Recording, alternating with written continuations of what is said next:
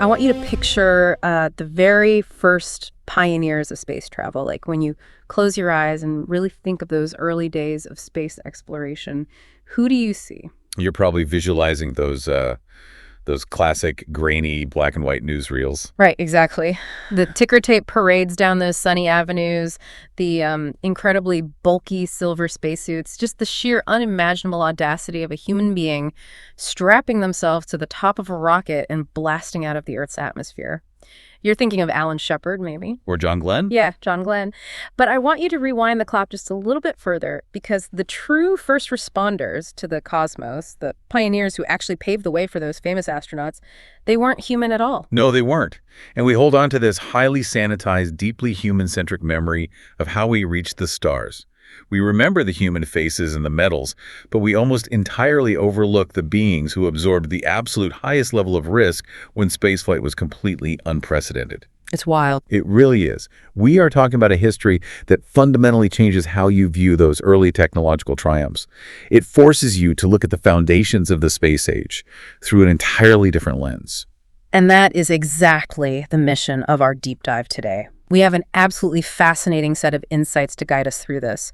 We are pulling from Mahendra Shah's deeply moving book, The Awakening, Securing the Living Earth.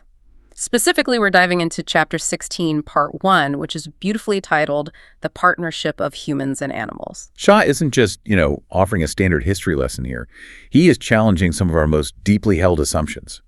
He argues that for a very long time, humanity has operated under this illusion that the Earth belongs to us, when the reality is that we belong to it. History notoriously forgets the ones who absorb the initial shocks of human progress. And today, we get to correct a piece of that oversight. We are going to uncover the forgotten and frankly quite startling history of the astrochimps. These were 6 chimpanzees who literally made human spaceflight possible. But beyond just recounting the historical timeline, we are going to unpack the profound ethical reckoning that their legacy demands of every single one of us today. Okay, let's unpack this. To really grasp the gravity of this, I want to transport you back to the late 1950s and early 1960s.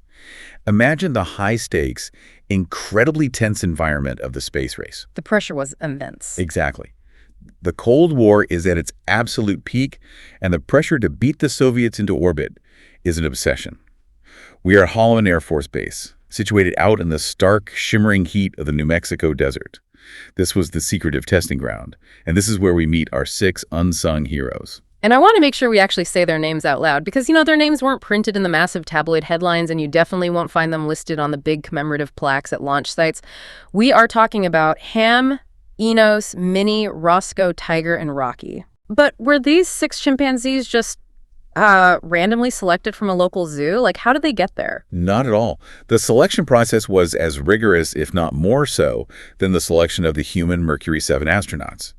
They were chosen for highly specific cognitive and physical traits. Wow. The scientists were looking for exceptional minds, lightning-fast reflexes, immense patience, and perhaps most crucially, the ability to stay intensely focused on the conditions that most humans simply could not endure. So they weren't just checking to see if a biological body could survive the extreme G-forces of a rocket launch. They needed to know if a living mind could actually function under that immense, terrifying pressure. What's fascinating here is that these chimps were not merely passengers brought along for a rough ride. The reality of their preparation was grueling, and it was designed to make them active participants. They were decision makers. They were operating under extreme conditions that no animal in the history of the Earth had ever been subjected to before. So we have these 6 distinct personalities. Did they all undergo the exact same training, or did they have specialized roles within this program? They were divided into specific roles based on their aptitudes. Take Minnie, for instance. Yeah. Minnie never actually flew into space, but she was absolutely instrumental in helping researchers shape the early training systems. She was the baseline for what a chimpanzee could learn to do. Yeah. Then you have Roscoe, Tiger, and Rocky. They were the backbone of the intense pre-flight testing. I try to imagine the sensory experience of that pre-flight testing, and it sounds overwhelming.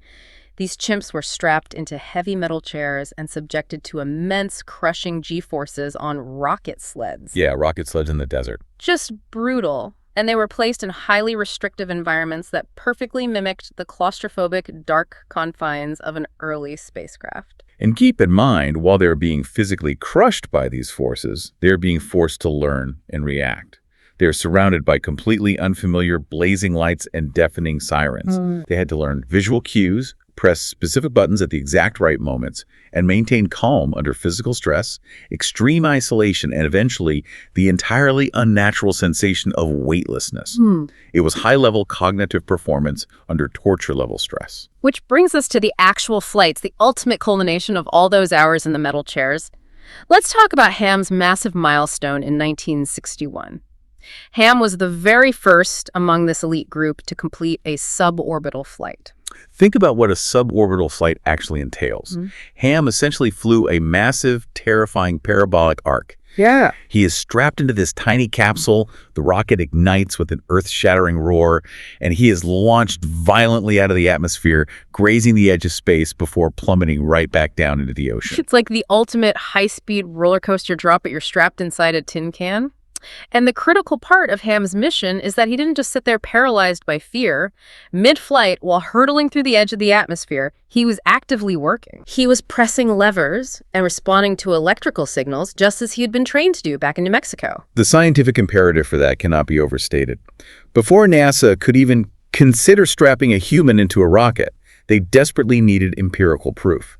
They needed hard data showing that a complex living being could not only survive the launch and the violent return, but could both think and act purposefully in a zero-gravity environment. Ham did everything that was asked of him perfectly. He returned to Earth shaken, but alive. And it was that exact mission, that specific success by Ham, that gave NASA the definitive confidence to send Alan Shepard into space. Shepard literally followed directly in Ham's flight path. But the ambitions of the space program were growing rapidly, and the testing didn't stop there.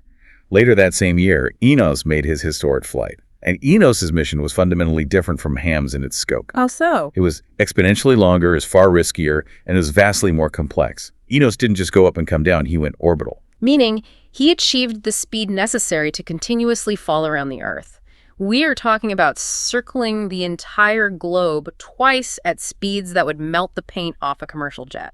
And it was absolutely not a smooth ride. Enos faced actual severe technical failures mid-flight. Equipment was literally breaking down around him in the vacuum of space. The capsule's environmental controls malfunctioned, causing the temperature to fluctuate wildly. That's terrifying. Yet, despite the equipment failing and the immense physical stress, Enos kept his cool and kept performing his assigned tasks. You have to imagine John Glenn watching Enos's mission, realizing a chimpanzee was up there troubleshooting a broken spaceship in orbit, probably wondering why his human handlers put him in a metal box to begin with. That level of endurance is staggering.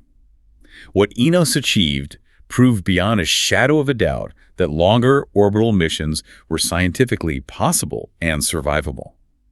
His double orbit directly paved the way for John Glenn's famous orbital flight just months later. If Enos hadn't survived those technical failures and proved the capsule's viability, John Glenn's mission would have been deemed an unacceptable risk. So that the contrast between what these chimps achieved and how they were treated afterward is truly jarring. After Ham's capsule splashed down in the Atlantic, he was pulled from the water and brought back to the deck of a recovery ship.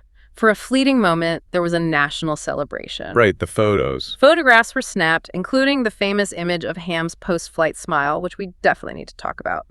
But the spotlight moved on almost instantly. They were the toast of the town for a single news cycle. After that, their roles faded into the background. Today, their incredible achievements are largely relegated to minor scientific footnotes or colorful anecdotes in children's books. Yet, they laid the physical and psychological groundwork for every single astronaut who ever followed them. Here's where it gets really interesting. Shaw argues fiercely that we need to stop viewing these beings as mere test subjects. They were far more than biological instruments. The book outlines 5 profound traits that the astrochimps displayed throughout this ordeal. I want you, listening right now, to really try and put yourself in their position and imagine the psychological weight of this. Let's walk through those 5 traits. The first is intelligence. As we touched on, they were capable of learning highly complex tasks under extreme, unfamiliar stress. The cognitive load of adapting to an entirely alien environment, processing, flashing visual signals, interpreting sounds, and making rapid physical decisions while your body weighs 10 times its normal weight is a testament to an incredibly high level of intelligence. The second trait is curiosity and playfulness, which is astounding given the circumstances. Even while living in strict, sterile military confinement, they explored their surroundings. They actively mimicked their human handlers, and they formed deep social bonds. Which brings us back to that famous photograph of Ham's post-flight smile. The public interpreted it as human joy, a sort of triumphant grin. Yeah, like he was proud of himself. Exactly. But animal behaviorists will tell you that a chimp baring its teeth like that is actually a profound expression of acute fear and anxiety. It was a trauma response after a historic ordeal, completely misunderstood by the people celebrating him. That reframes the entire narrative, doesn't it? Which leads directly to the third trait, emotional depth. This might be the most heartbreaking aspect to consider. The astrochimps felt profound loneliness and terror. They would cling desperately to their familiar caretakers, both before being loaded into the capsules and immediately after they were pulled from the ocean. They sought comfort and safety just as any human child would in a terrifying situation. The fourth trait is their unspoken bravery. They endured conditions that would break the vast majority of human beings. The intense isolation, the deafening, bone-rattling noise of a rocket engine igniting, the deeply disorienting terror of weightlessness. And crucially, they endured all of this without the ability to understand the concept of a greater good or a space race. They had no idea why this was happening to them, and obviously they could not give their consent. Finally, there is their resilience. After facing these unimaginable extremes, many of the astrochimps adapted to the harsh transitions back to Earth. They went on to live long lives post-mission. Some even eventually became ambassadors for animal welfare, their very existence serving as a living testament to what they had survived. It paints a picture of highly sentient, deeply feeling beings. But this is where the historical narrative forces us to confront an incredibly bitter reality. While their story is foundational to humanity's scientific progress, we have to look objectively at what was essentially a tool's approach to their existence. The cognitive dissonance of the researchers is hard to wrap your head around. They needed these highly intelligent, adaptable beings to generate complex data, but they treated them as unfeeling hardware. The history details the use of electric shocks during their training to force rapid compliance. It talks about the forced isolation they endured and the traumatic separation of infants from their mothers, all of which was brushed off by the scientific community at the time as necessary for progress. And once they had served their purpose, once the launch data was collected, the capsules were verified, and the human astronauts were ready to step into the spotlight, the chimp's utility ended. They weren't given a hero's retirement. No. After their fleeting fame, they were confined to laboratories or zoos, essentially forgotten by the very institutions that relied on them to touch the stars. But the story doesn't end in the laboratory. Their suffering was not entirely in vain, was it? If we connect this to the bigger picture, the story of the astrochimps actually became a massive catalyst. As the public and the broader scientific community slowly began to learn about the reality of what these beings endured, it helped spark the global animal rights movement. Their lived experiences held a mirror up to human ethics, forcing society to ask uncomfortable questions about the cost of our technological advancements. You can actually trace a direct line of shifting attitudes over the decades that followed. Eventually, there was some delayed recognition. Ham was finally relocated to a sanctuary where he could live out his days with other chimps. Enos's specific contributions to the orbital missions were finally honored. We saw the creation of incredible organizations like Save the Chimps, which exist specifically to protect and care for former research primates. And this evolving conscience reached a monumental milestone in 2015. The United States officially ended all federal chimpanzee research. That is a massive paradigm shift from the electric shocks and metal chairs of Holloman Air Force Base. It is a structural, legal acknowledgement that treating these sentient beings merely as disposable tools is ethically unjustifiable. For anyone listening right now, 2015 might sound like ancient history, but in the realm of federal legislation, that is practically yesterday, it took over 50 years for our laws to catch up to what Ham and Enos achieved. So what does this all mean? We've gone from secret desert military bases to the vacuum of space and back down to the ethical laws of the 21st century. But Shah doesn't just want us to know the timeline, he wants us to feel the moral weight of it. There's a section in his book called The Astrochimp's Plea to Humans, and it cuts right through the scientific jargon to the emotional core of this history. I want to read a quote from it directly to you. Speaking from the perspective of the chimps, it says, "I did not choose the stars, but I flew for you. I was not just a subject, I was a child, a student, a survivor. You called me brave. Now be brave for me. Protect those who do not speak the same language as you. End unnecessary suffering." The philosophical takeaway there is profound. For decades, humanity valued the astrochimps only for the telemetry data they could beam back to Earth. The argument here is that true humanity lies in valuing them simply because they are living, feeling beings. We must honor life for what it is, not merely for what it can do for us. There's another line from that section. "For in caring for the least among us, you reach the highest stars." It completely redefines what human achievement actually looks like. It suggests that our greatest leaps aren't technological, they are moral. This raises an important question for all of us today. The legacy of the astrochimps isn't just a call to explore the physical universe. It's a mandate to explore our own inner ethics. Shaw warns us that if we forfeit our compassion and our responsibility toward other living beings, we fundamentally forfeit our own humanity. And he grounds that philosophical warning in a very physical reality. Human survival is inextricably linked to the survival of all living beings. You cannot have a thriving, healthy human civilization on a sick planet surrounded by suffering species. We are not separate from the ecosystem. We are entirely dependent on it. The astrochimps showed us the stars, but their deeper lesson is about how we must behave right here on Earth. They were pioneers who forced humanity to expand its own circle of moral compassion.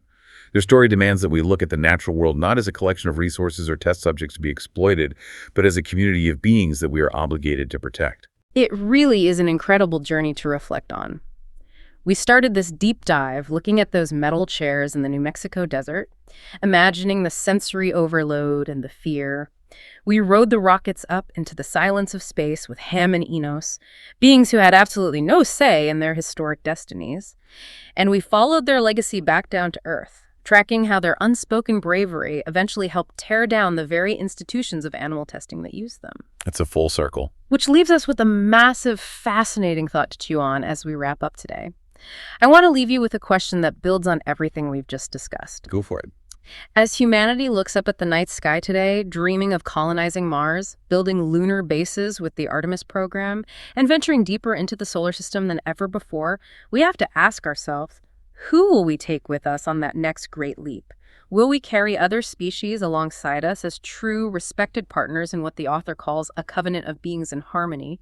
Or are we destined to repeat the darkest parts of this history, using other living creatures merely as disposable stepping stones for our own limitless expansion? It is the ultimate test of whether we have actually learned the lesson the astrochimps tried to teach us all those decades ago.